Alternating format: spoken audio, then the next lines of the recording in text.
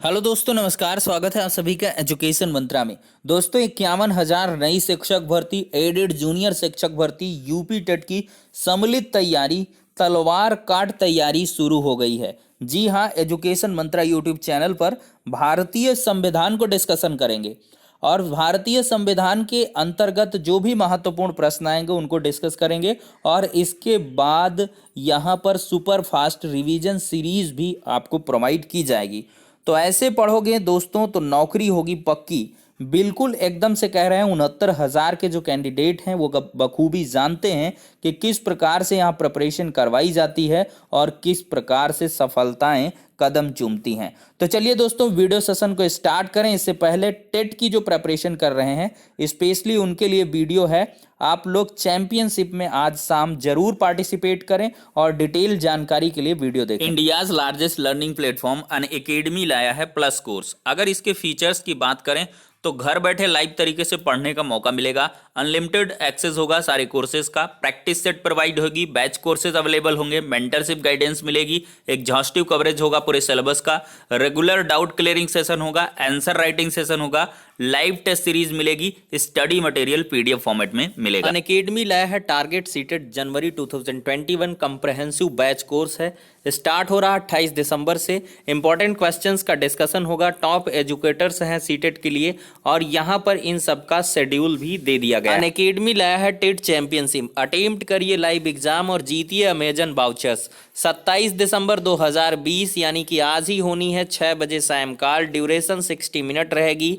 Rank 1 holder को मिलेगा Amazon voucher 5,000 का, 2 to 5 रैंक को 1,000 का अमेजन वाउचर और 6 to 10 रैंक को अमेजन वाउचर। यूज करिए हमारे रेफरल कोड EM टेट को किसी भी फ्री लाइव टेस्ट सीरीज के लिए, क्लासेस के लिए और क्विजेस के लिए, और साथ ही साथ पाइए किसी भी कोर्स में सब्सक्रिप्शन करने पर 10% का इंस्टेंट डिस्काउंट।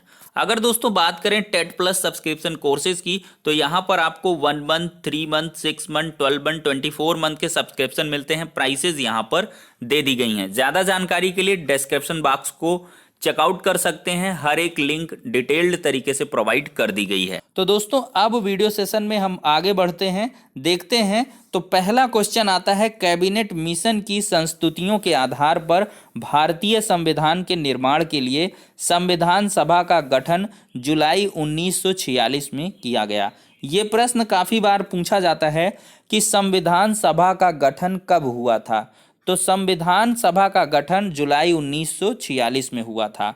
किसकी संस्तुतियों के आधार पर यह गठन हुआ था? तो कैबिनेट मिशन की संस्तुतियों के आधार पर भारतीय संविधान निर्माण के लिए संविधान सभा का गठन हुआ था। एक ही लाइन से दो दो प्रश्न आपके बन चुके हैं। अगला क्वेश्चन, भारतीय संविधान का भारतीय संविधान के संविधान सभा का प्रथम अधिवेशन कब हुआ था? तो 9 दिसंबर 1946 को हुआ था। याद कर लें, बहुत इंपॉर्टेंट है कि संविधान सभा का प्रथम अधिवेशन कब हुआ? 9 दिसंबर 1946 में। किसकी अध्यक्षता में हुआ? डॉक्टर सच्चिदानंद सिन्हा की अध्यक्षता में हुआ था। और याद रखें, ये सर्वसम्मति से अस्थायी अध्यक्ष थे। संसद भवन के केंद्रीय कक्ष में यह सभा हुई थी। इतना इंपॉर्टेंट नहीं है, लेकिन कब हुआ था? 9 दिसंबर 1946 को। और कौन थे अध्यक्ष? डॉक्टर सच्चिदानंद सिन्हा। अगला क्वेश्चन है, अब देखिए दोस्तों, 9 दिसंबर 1946 को ही जस्ट 2 दिन बाद, कितने दिन बाद? 2 दिन बाद 11 दिसंबर 1946 को बैठक होती है जिसमें डॉक्टर राजेंद्र प्रसाद को भारतीय संविधान सभा का स्थायी अध्यक्ष चुना गया था। ये स्थायी अध्यक्ष हैं। 69,000 शिक्षक भर्ती में यही प्रश्न पूछा गया था कि पहले अध्यक्ष कौन बने थे। तो यहाँ पर कुछ लड़के फिसल गए थे, डॉक्टर राजेंद्र प्रसाद को लगा दिए थे, लेकिन जो आयोग की तरफ से माना गया वो डॉक्टर सच्चिदानंद सिन्हा को माना गया। क्योंकि यहाँ पे अस्थाई और स्थायी को लेकर कोई भ्रम नहीं था, प्रथम अध्यक्ष पूछा था। तो प्रथम अध्यक्ष डॉक्टर सच्चिदानंद सिन्हा ही हैं, लेकिन प्रथम स्थायी अध्यक्ष अगर पूछा जाए तो डॉक्टर राजेंद्र प्रसाद आप लिखेंगे या टिक करेंगे। तो चलिए दोस्तों अगला क्वेश्चन लेते हैं। देखिए 9 से 11, 11 से 13, ये याद रखिएगा, एक कोडिंग बना, 9 से 11, 11 से 13। 9 को क्या हुआ, प्रथम अधिवेशन। 11 को क्या हुआ, इसमें जो है डॉक्टर राजेंद्र प्रसाद को स्थायी अध्यक्ष बनाया गया। 13 तारीख को क्या हुआ, पंडित जवाहरलाल नेहरू ने उद्देश्य प्रस्ताव प्रस्तुत कर संविधान की आधारशिला रखी। किसने उद्देश्य प्रस्ताव को यहाँ पर प्रस्तुत किया था, पंडित जवाहरलाल नेहरू ने, भारत के प्रथम प्रधानमंत्री हैं। 13 दिसंबर 1946 को उद्देश्य प्रस्ताव इन्होंने प्रस्तुत किया और संविधान की आधारशिला बाउंड्री रखी। ठीक है दोस्तों, अगला क्वेश्चन है, संविधान के निर्माण का कार्य करने के लिए कई समितियां बनाई गईं, इसमें प्रारूप समिति प्रमुख थी। जी हाँ, प्रारूप समिति जिसको कहते हैं ड्राफ्टिंग कमेटी, ये बहुत इंपॉर्टेंट थी और भीमराव अंबेडकर जी, बाबा साहब इसके क्या थे, अध्यक्ष थे। अध्यक्षता कौन करते थे, डॉक्टर भीमराव अंबेडकर।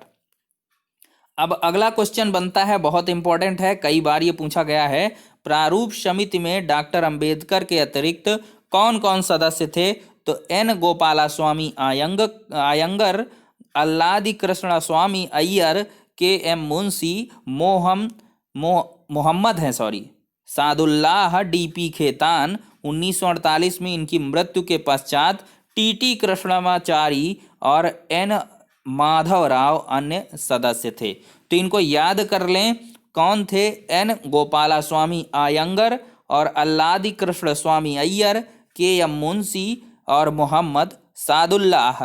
डीपी खेतान थे, इनकी मृत्यु हुई तो टीटी कृष्णामाचारी। एन माधवराव, ये थोड़ा सा इसमें लिरिक्स क्रिएट हो रही है संस्कृत में, मतलब इसमें साउथ का टच है, कोई बात नहीं। अब अगला क्वेश्चन है, ये तो समझ लीजिए जहर काट है। BN राव को संविधान सभा का संवैधानिक सलाहकार नियुक्त किया गया था। संवैधानिक सलाहकार किसको नियुक्त किया गया था, BN राव को। BN राव नामी गिरामी नाम है और इसको अपने जहन में चिपका लें दोस्तों। BN राव को संविधान सभा का संवैधानिक सलाहकार नियुक्त किया गया था। अगला जो बहुत इंपॉर्टेंट है, समिति हैं, अध्यक्ष दिए गए हैं। प्रारूप समिति के अध्यक्ष कौन थे, डॉक्टर अंबेडकर भीमराव। ठीक है, संघ संविधान समिति इतना इंपॉर्टेंट नहीं, जवाहरलाल नेहरू। प्रांतीय संविधान समिति वल्लभ भाई पटेल। कार्य संचालन समिति डॉक्टर राजेंद्र प्रसाद। मूल अधिकार अल्पसंख्यक समिति वल्लभ भाई पटेल। और झंडा समिति बहुत पूछता है, JB कृपलानी। इसको लेकर बहुत सारे कंफ्यूज होंगे अभी लोग, लेकिन JB कृपलानी हैं झंडा समिति के अध्यक्ष। ठीक है, इनको आप याद रखें। झंडा समिति और प्रारूप समिति बहुत पूछता है, इनको याद रखें, बाकी आप नहीं भी याद रख सकते हैं। अगला क्वेश्चन है, संविधान को तैयार करने में हलवा क्वेश्चन है, लेकिन लोग इसको जो है सूतफेनी की तरीके लेते हैं और कभी कभी दिक्कत भी हो जाती है। तो संविधान को तैयार करने में 2 वर्ष 11 महीने 18 दिन का समय लगा था। कितने दिन का समय, 2 साल 11 महीना 18 दिन। अगला क्वेश्चन है, मोस्ट इंपॉर्टेंट है, लोग इसको भी कभी कभी बचकानी हरकतों के कारण गलत कर देते हैं। संविधान 26 नवंबर 1949 को बनकर तैयार हुआ था।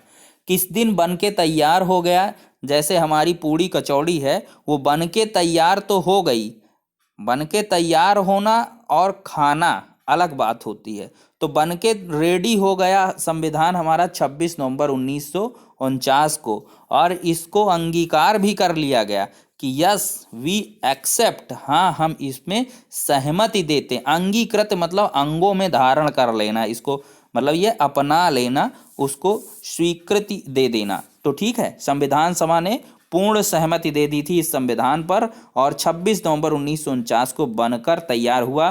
तो क्वेश्चन पूछता है कब स्वीकृत किया गया था, तो 26 नवंबर 1949 को, लागू नहीं किया गया था, ध्यान रखना दोस्तों।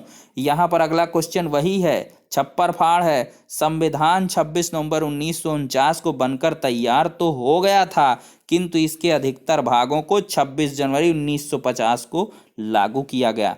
तो स्पेशली लागू किया गया पूछे तो 26 जनवरी 1950, बनकर तैयार हुआ अंगीकृत किया गया स्वीकार किया गया 26 नवंबर 1949 को।